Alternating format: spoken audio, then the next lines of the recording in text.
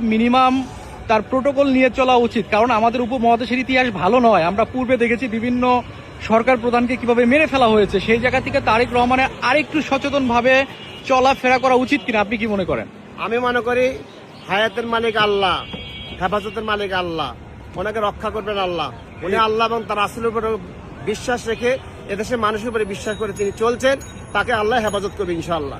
রহমান কথা অনেক সেনাবাহিনী, অনেক লোকজন, অনেক গোয়েন্দা সংস্থার লোকজন পাহারা দিয়েছেন, রাখতে পেরেছেন, কিন্তু আল্লাহ যখন সিদ্ধান্ত যেটা করবে সেটা হবে আল্লাহর পক্ষ থেকে, আসমান থেকে। কিন্তু উনি যেভাবে মানুষের সাথে চলাফেরা করতেছে, এই যুগের, এই সমাজের, এই রাষ্ট্রের, এই দেশের জনগণ এটাই চায়। তিনি মানুষের পাঁচ বুঝতে পারছেন, মানুষের মনের ব্যথা বুঝতে পারছেন, মনের কথা বুঝতে পেরেছেন। এই জন্য তিনি সাধারণ মানুষের সাথে সাধারণভাবে চলাফেরা করতেছেন। আল্লাহ পাক রব্বুল আলামিন তাকে যেন হেদায়েত করে, আমি সারা বাংলাদেশের মানুষের কাছে সেই প্রত্যাশা করি।